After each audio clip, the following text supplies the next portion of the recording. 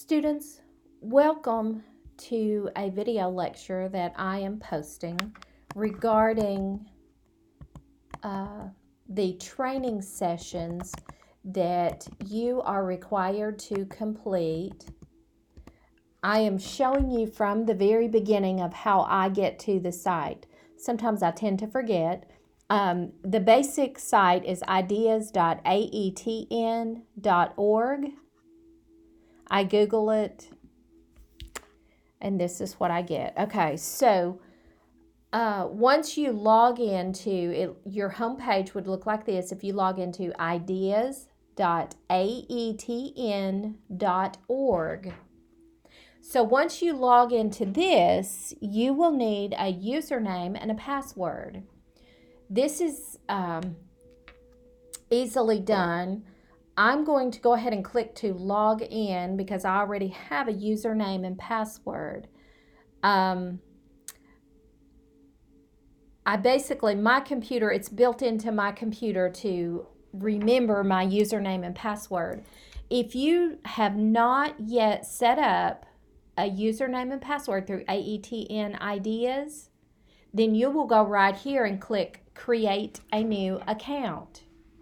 Now, let me say this. Once you create that account, that will be the username and password that you will use from this day forward every single time you log into Arkansas Ideas or AETN Ideas to complete a form of professional development training. So this is also tied to the co-op the educational co-op that you've heard me talk about many, many times and that you went to get your fingerprints done for your background check. But you will need to set up a username and password and then write that down in a place that you will not forget it. So mine is already there. So I am going to go ahead and log in because I've already created my account. You will use this same site and this same account for both trainings that you must complete in Introduction to Education. For that course, you will need to complete Human Trafficking and Child Maltreatment. There are two different courses that you will need to complete for professional development training on this site. Now, I'm going to show you how to get to that particular training. Once you have typed in a username and a password, then click Ready to Take a Course. And once you click on that, if you will notice, you're given a great deal of options of various types of courses that you can take for professional development hours. And if you will notice, this is the course credit hour. And something else that I want you to notice, we have talked in this class about TESS. We have recently talked about TESS. TESS is the Teacher Excellence Support System that all teachers are to use and utilize, and all administrators use this at the end of the year when they're doing their teacher evaluation forms. Each one of these trainings is connected to TESS. And if you will remember in our class discussions, I mentioned to you that your professional development, you are required as a classroom teacher to get 60 hours of professional development every year in order to maintain your teacher license. Part of that 60 hours can be taken from this site if your school district approves. But also, if you will remember in our discussion, I told you that your professional development workshops will be paid for by ACSIP if it can be tied to your professional growth plan, and it can be tied to what you are currently teaching in the classroom setting. So to tie it to your professional growth plan, certainly if you have selected to work on tests, Domain 1, Component A, then here is something, the Science of Reading, that you can take this as an online professional development, and it will be definitely tied to your PGP because that's an area that you are working on this year. Well, so tests, they've already gone in and connected the majority of these professional developments. Well, all of these professional developments. Now, the survey, that's just an assessment survey that you do the survey questions after you've done a particular professional development training. But those surveys are not tied to tests. But nonetheless, you can see there's a whole page of options of training courses, and not only is there one page, but there are 16 pages that are filled with various training option courses. And of course, these numbers represent how many hours of credit you get for each one of those. Now, I'm going to show you a quick way to, first of all, find your child maltreatment. Go into the search bar, type in child maltreatment, and this is what pops up. This is exactly the training that you are to complete for Introduction to Education. In fact, this is mandatory that you complete this every single year as a classroom teacher. But for this class, I'm requiring that you complete this child maltreatment training. This training is worth 2 credit hours. It is tied to tests, Domain 4, Component F. So this is tests, Domain 4F. Okay, and it is worth 2 credit hours. Okay, in order to begin the course, you will just click on. Now, then you would click Enroll Me, and your course will then begin. Now, in order for this course to begin, these are your resource materials. Yes, you can definitely look over all of your resource materials. This is indicating that this was updated. The last time this material was updated was in April of 2017, just a couple of years ago. Okay, in order to begin, if you'll notice, this is Lesson 1. All of this is in black. You cannot get to this. None of this will open until you have gone through each step. So when you open the introduction and complete the introduction section, then you will be able to move to recognizing signs, which is actually the first part of Lesson 1. You will not be able to move on to anything else until the portions are marked complete. Okay? At the end of Lesson 1, there is a practice assessment. These are going to be test questions that you will answer regarding everything that you saw in section or Lesson 1. You are not allowed to move on to Lesson 2, and you will notice everything is unavailable until you have completed all of Lesson 1 assessment.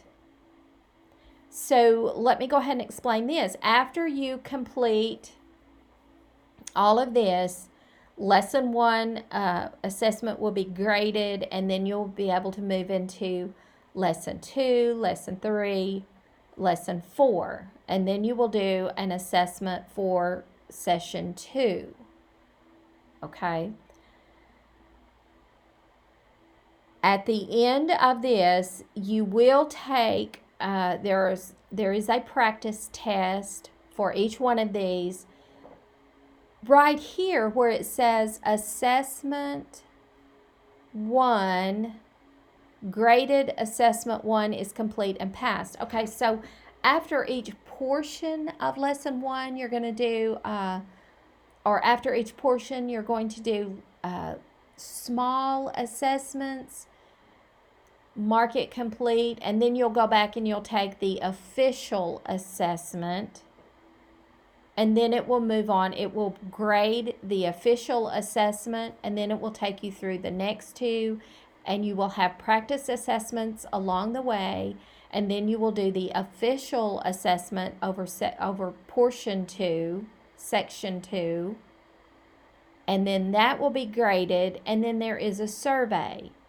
At the end of your survey, you can then request, if both assessments are graded and you have passed the assessment, the final completed assessment, then you can get a certificate print, and you will want to select to download that certificate, and that is what you will submit as proof that you went through the child maltreatment training. Okay, so make sure you get that certificate. Okay, I'm going to back up. And now I'm going to take you to human trafficking.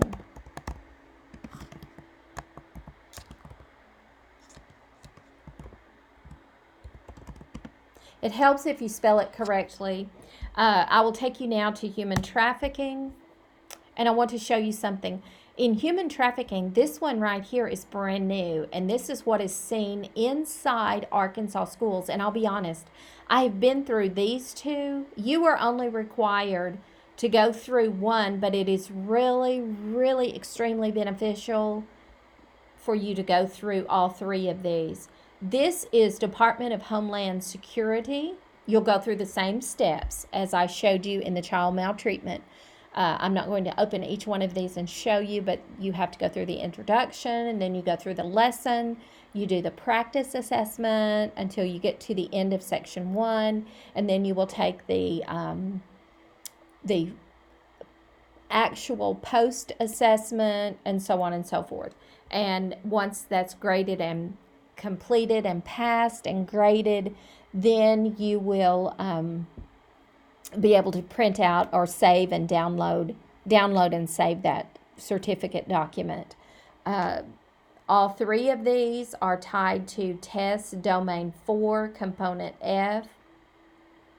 This first one, which is brand new that I have not been through yet, but I'm going to go through that this afternoon. It's only worth a half an hour credit. These two are worth 1 hour credit. So right here is 2.5 hours of professional development hours. The other one, the child maltreatment, is worth 2 hours. So if you do all three of these, you would have a total of 4.5 hours of professional development credit. Okay, this is Department of Homeland Security Blue Campaign. This is mainly focusing on the United States. The Arkansas cases, I highly recommend that you go through Arkansas cases because it's connected to reported cases of human trafficking here in Arkansas. And it's amazing at some of the small towns that are right around our vicinity here as to where human trafficking has been reported. As I said, this one is brand new and I have not gone through it yet, but this is related to human trafficking as seen inside Arkansas schools. Oh my goodness, I can't wait to go through that one to see what's happening. It's actually very shocking and alarming at what I've discovered in these two. And when we now do these trainings online here at Ozarka College, but prior to that, every semester, I was the one who led the training in child maltreatment and human trafficking. And I remember the first time that I began preparing to present this is brand new, this human trafficking. It just came out a couple of years ago. And I was so shocked at what I was discovering in my research and putting together my training slides for Ozarka College in that human trafficking and the things that are labeled as human trafficking, and then how it is affecting our students in our school systems. I discovered that through these Arkansas cases. It was very, very alarming. So this is how you get to your Arkansas Ideas training sessions of child maltreatment and human trafficking. Okay, I also want to point out another tip that I do, because you are required every year as a classroom teacher to obtain 60 hours of professional development. You will also be responsible for keeping up with your professional development hours every year. You will be required to turn in your certificates, just like you are for my class. You have to turn in your certificates proving that you had that training. You are required to turn in your certificates to your administrator. Your administrator at the end of the school year in the spring, typically they do this by the 1st of June, they send in for every teacher in their building all of the professional development hours that each teacher has accumulated over the course of the school year. I have had principals to come back to me more than once and say, I know you gave me that, but I can't find it. Can you give me another copy? I always kept copies for myself. I used to keep the hard copy, actual manila folders with all my certificates in a folder. Over the last several years, I have scanned them into the computer and dropped them in a file on the computer labeled per year. I have a folder for each year. For example, this year, my folder is labeled PD 2019/20. I highly recommend that you do a similar practice when you get in school and become a teacher, because documents do get lost. They get misplaced, and it's very easy to misplace something or to lose something, especially when one person is responsible for keeping up with many, say 30 to 35 teachers in a building, 60 different certificate documents, or 30 to 60 certificate documents, depending on the hours per PD credit.